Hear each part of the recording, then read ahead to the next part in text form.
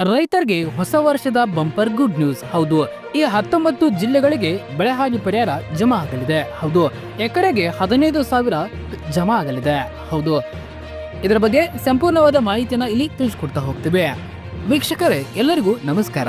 ಮತ್ತೊಂದು ಹೊಸ ಮತ್ತು ಅಪ್ಡೇಟ್ ವಿಡಿಯೋಗಾಗಿ ತಮ್ಗೆಲ್ಲರಿಗೂ ಆತ್ಮೀಯವಾದ ಸ್ವಾಗತ. ಎಲ್ಲ ನನ್ನ ರೈತ ಬಾಂಧವರು ಕೂಡ ಮೊದಲಾಗಿ ಹೊಸ ವರ್ಷದ ಆರ್ಥಿಕ ಶುಭಾಶಯಗಳು. ಹೌದು, ಈ 2026ನೇ ಇಸವಿ ನಿಮ್ಮ ಪಾಲಿಗೆ ಅದೃಷ್ಟದ ವರ್ಷ ಆಗಲಿ ಅಂತ ನಮ್ಮ ಚಾನೆಲ್ ಕಡೆಯಿಂದ ಹಾರೈಸುತ್ತವೆ. ಸ್ನೇಹಿತರೆ, ಹೊಸ ವರ್ಷದ ಆರಂಭದಲ್ಲಿ ಸರ್ಕಾರ ರೈತರಿಗೆ ಒಂದು ವರ್ಷದ ಸಿಹಿ ಸುದ್ದಿಯನ್ನೇ ಕೊಟ್ಟಿದೆ ಅಂತಾನೆ ಹೇಳ್ಬಹುದು.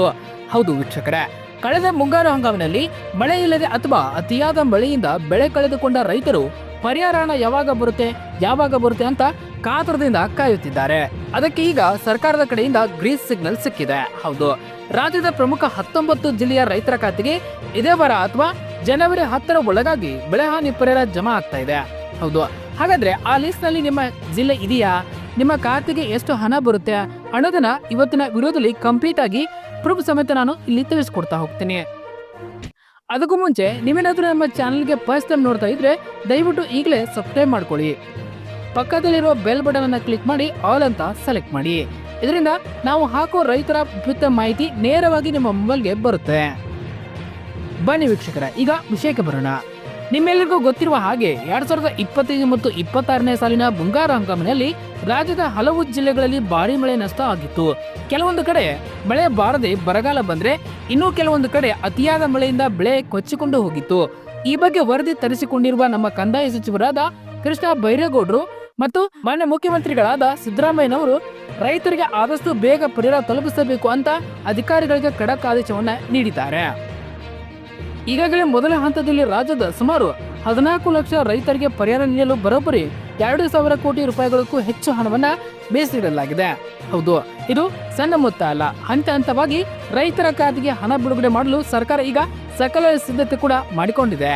ಹೌದು, ಏನು ಈಗ ರೈತರಿಗೆ ಇರೋ ದೊಡ್ಡ ಪ್ರಶ್ನೆ ಏನಪ್ಪಾ ಅಂತಂದ್ರೆ, ನನ್ನ ಖಾತೆಗೆ ಎಷ್ಟು ಹಣ ಬರುತ್ತೆ ಅನ್ನೋದು ಸರ್ಕಾರದ ಮಾರ್ಗಸೂಚಿ ಪ್ರಕಾರ ಪರಿಹಾರದ ಮೊತ್ತವನ್ನ ಎಕರೆ ಮತ್ತು ಹೆಕ್ಟರ್ ಆಧಾರದ ಮೇಲೆ ಫಿಕ್ಸ್ ಮಾಡಲಾಗಿದೆ. ದಯವಿಟ್ಟು ಇಲ್ಲಿ ತಿಳಿಸ್ಕೊಡ್ತಾ ಹೋಗ್ತೀನಿ. ಒಂದು ವೇಳೆ ನಿಮ್ಮದು ಒಣಬೇಸಾಯ ಆಗಿದ್ರೆ, ಅಂದ್ರೆ ಮಳೆ ಆಧಾರಿತ ಜಮೀನು ಆಗಿದ್ರೆ, ಪ್ರತಿ ಹೆಕ್ಟರ್ಗೆ ಸರ್ಕಾರ 30,000ದಿಂದ 35,000 ರೂಪಾಯಿಗಳವರೆಗೆ ನಿಗದಿ ಮಾಡಲಾಗಿದೆ. ಇದನ್ನ ನಾವು ಎಕರೆ ಲೆಕ್ಕದಲ್ಲಿ ಮಾಡೋದಾದ್ರೆ ಒಣಬೇಸಾಯ ಜಮೀನಿಗೆ ಪ್ರತಿ ಎಕರೆಗೆ ಮಿನಿಮಮ್ 8,500 ರೂಪಾಯಿಯಿಂದ 10,000 ರೂಪಾಯಿಗಳ ತನಕ ನಿಮ್ಮ ಖಾತೆಗೆ ಜಮಾ ಆಗುವ ಸಾಧ್ಯತೆ ಇದೆ. ಹೌದು, ಏನು ನಿಮ್ಮದು ನೀರಾವರಿ ಜಮೀನು ಆಗಿದ್ರೆ, ಅಂದ್ರೆ ಬೋರ್ವೆಲ್ ಅಥವಾ ಕೆರೆ ಆಧಾರಿತ ಜಮೀನು ಆಗಿದ್ರೆ ನಿಮಗೆ ಪರಿಹಾರದ ಮೊತ್ತ ಜಾಸ್ತಿ ಸಿಗುತ್ತೆ. ಹೌದು, ನೀರಾವರಿ ಜಮೀನಿಗೆ ಪ್ರತಿ ಎಕರೆಗೆ ಬರೋಬ್ಬರಿ 15,000ದಿಂದ 16,000 ರೂಪಾಯಿ ತನಕ ಪರಿಹಾರ ಜಮಾ ಆಗ್ತಾ ಇದೆ. ಹೌದು, ಸೊ ನಿಮ್ದು ಎಷ್ಟು ಎಕರೆ ಜಮೀನು ಇದೆ ಅನ್ನೋದರ ಮೇಲೆ ಈ ಮೊತ್ತ ಕ್ಯಾಲ್ಕುಲೇಟ್ ಆಗುತ್ತೆ. ಹೌದು, 19 ಜಿಲ್ಲೆಗಳ ಪಟ್ಟಿ ಇಲ್ಲಿದೆ. ಹೌದು, ಹಾಗಾದ್ರೆ ಮೊದಲ ಹಂತದಲ್ಲಿ ಯಾವ್ಯಾವ ಜಿಲ್ಲೆಗಳಿಗೆ ಹಣ ಬರ್ತಿದೆ, ಆ ಲಿಸ್ಟ್ ನಲ್ಲಿ ನಿಮ್ಮ ಊರು ಇದೆಯಾ? ಬನ್ನಿ ನೋಡ್ತಾ ಹೋಗೋಣ. ಸರ್ಕಾರ ಬಿಡುಗಡೆ ಮಾಡಿರುವ ಪಟ್ಟಿಯಲ್ಲಿ ಒಟ್ಟು 19ರಿಂದ 20 ಜಿಲ್ಲೆಗಳಿವೆ. ಹೌದು, ಹಾಗಾದ್ರೆ ಅವು ಜಿಲ್ಲೆಗಳು ಯಾವ್ಯಾವು ಇಲ್ಲಿ ತಿಳಿಸ್ಕೊಡ್ತಾ ಹೋಗ್ತೀನಿ. ಮೊದಲಾಗಿ ಕಲಬುರಗಿ, ಬೀದರ, ರಾಯಚೂರು, ಯಾದಗಿರಿ, ಕೊಪ್ಪಳ, ವಿಜಯಪುರ, ಬಳ್ಳಾರಿ, ಹಾವೇರಿ, ಧಾರವಾಡ, ದಾವಣಗೆರೆ. ಹೌದು, ಹಾಗೆ ದಕ್ಷಿಣ ಕರ್ನಾಟಕ ಮತ್ತು ಮಲೆನಾಡು ಭಾಗದ ಜಿಲ್ಲೆಗಳಾದ ಚಿತ್ರದುರ್ಗ, ತುಮಕೂರು, ಕೋಲಾರ, ಚಿಕ್ಕಬಳ್ಳಾಪುರ, ಹಾಸನ, ಚಾಮರಾಜನಗರ, ಚಿಕ್ಕಮಗಳೂರು, ಜೊತೆಗೆ ಕರಾವಳಿ ಭಾಗದ ಉಡುಪಿ ಮತ್ತು ದಕ್ಷಿಣ ಕನ್ನಡ, ಮಂಗಳೂರು. ಹೌದು, ಇಲ್ಲಿ ಕೂಡ ಇದು ಪಟ್ಟಿ ಬಿಡುಗಡೆ ಆಗಿರುವಂತದ್ದು. ವೀಕ್ಷಕರೇ, ಈ ಜಿಲ್ಲೆಗಳ ರೈತರ ಲಿಸ್ಟ್ ಈಗ ರೆಡಿ ಆಗಿದೆ. ಜನವರಿ 10ನೇ ತಾರೀಕಿನ ಒಳಗಡೆ ಈ ಜಿಲ್ಲೆಯ 6 ರೈತರ ಖಾತೆಗಳ ಡೈರೆಕ್ಟ್ ಬೆನಿಫಿಟ್ ಟ್ರಾನ್ಸ್ಫರ್ ಮೂಲಕ, ಅಂದ್ರೆ ಡಿಬಿಟಿ ಮೂಲಕ ನೇರವಾಗಿ ಹಣ ಜಮಾ ಆಗುದಂತೂ ಪಕ್ಕಾ ಆಗಿದೆ. ಹೌದು, ಇನ್ನು ಮಾಡಬೇಕಾದ ಕಡ್ಡಾಯ ಕೆಲಸ ಇಲ್ಲಿದೆ. ಹೌದು, ಆದ್ರೆ ರೈತ ಬಂದರೆ ಇಲ್ಲಿ ಒಂದು ಕಂಡೀಷನ್ ಇದೆ. ಹೌದು, ಹಣ ಪಡ್ಕೋಬೇಕು ಅಂತಂದ್ರೆ ನೀವು ಈ ಒಂದು ಚಿಕ್ಕ ಕೆಲಸವನ್ನ ಮಾಡಲೇಬೇಕಾಗುತ್ತದೆ. ಹೌದು, ಈ ರೂಲ್ಸ್ ಫಾಲೋ ಮಾಡಿಲ್ಲ ಅಂತಂದ್ರೆ ಲಿಸ್ಟ್ ನಲ್ಲಿ ಹೆಸರಿದ್ದರೂ ಕೂಡ ನಿಮಗೆ 1 ರೂಪಾಯಿ ಕೂಡ ಬರೋದಿಲ್ಲ.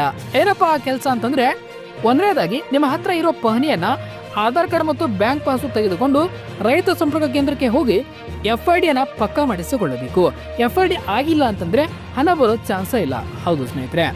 ಎರಡನೇದಾಗಿ ಮತ್ತು ಅತಿ ಮುಖ್ಯವಾಗಿ ನಿಮ್ಮ ಬ್ಯಾಂಕ್ ಖಾತೆಗೆ KYC ಮತ್ತು NPC ಸೀಡಿಂಗ್ ಆಗಿದ್ಯಾ ಇಲ್ವಾ ಅಂತ ಒಂದ್ಸಾರಿ ಚೆಕ್ ಮಾಡಿಕೊಳ್ಳಿ. ಅಂದ್ರೆ ನಿಮ್ಮ ಬ್ಯಾಂಕ್ ಖಾತೆಗೆ ಆಧಾರ್ ಲಿಂಕ್ ಆಗಿರ್ಲೇಬೇಕು. ಹೌದು ಸ್ನೇಹಿತರೆ, ಕೆಲವೊಂದು ಬಾರಿ ಇನ್ಆಕ್ಟಿವ್ ಆಗಿರುತ್ತೆ, ಅಂದ್ರೆ ಮಿನಿಮಮ್ ಬ್ಯಾಲೆನ್ಸ್ ಇಲ್ಲದೆ ಅಥವಾ ವ್ಯವಹಾರ ಮಾಡದೆ ಅಕೌಂಟ್ ಬಂದ್ ಆಗಿದ್ರೆ ಹಣ ಜಮಾ ಆಗಲ್ಲ. ಸೊ ದಯವಿಟ್ಟು ಇವತ್ತೇ ಬ್ಯಾಂಕ್ಗೆ ಹೋಗಿ 1,000 ರೂಪಾಯಿಯನ್ನ ನೀವು ಅಕೌಂಟ್ ಅಲ್ಲಿ ಆಕ್ಟಿವ್ ಆಗಿ ಇಟ್ಕೊಳ್ಬೇಕಾಗುತ್ತೆ. ಸೊ ವೀಕ್ಷಕರೇ, ಇದಿಷ್ಟು ಇವತ್ತಿನ ಪ್ರಮುಖ ಸುದ್ದಿಯಾಗಿದೆ. ನಾನು ಹೇಳಿದ ಈ ಲಿಸ್ಟ್ ನಲ್ಲಿ ನಿಮ್ಮ ಜಿಲ್ಲೆ ಇದೆಯಾ ಮತ್ತು ನಿಮಗೆ ಈಗಾಗಲೇ FID ಆಗಿದೆಯಾ ಅಂತ ತಪ್ಪದೆ ನಮ್ಮ ಕಾಮೆಂಟ್ ಬಾಕ್ಸ್ ಅಲ್ಲಿ ತಿಳಿಸಿ. ಈ ಮಾಹಿತಿ ನಿಮಗೆ ಇಷ್ಟ ಆಗಿದ್ರೆ ದಯವಿಟ್ಟು ಒಂದು ಲೈಕ್ ಅನ್ನ ಮಾಡಿ. ಹಾಗೆ ನಿಮ್ಮ ವಾಟ್ಸಪ್ ಗ್ರೂಪ್ಗಳಲ್ಲಿ ಎಲ್ಲ ರೈತರು ಕೂಡ ನಮ್ಮ ಈ ವಿಡಿಯೋನ ಶೇರ್ ಮಾಡಿ. ಮುಂದಿನ ವಿಡಿಯೋದಲ್ಲಿ ಇನ್ನೊಂದು ಮುಖ್ಯವಾಗಿ ಅಪ್ಡೇಟ್ ಒಂದಿಗೆ ಸಿಗ್ತೇನೆ. ಅಲ್ಲಿವರೆಗೂ ನೋಡ್ತಾ ಇರಿ. ಧನ್ಯವಾದಗಳು.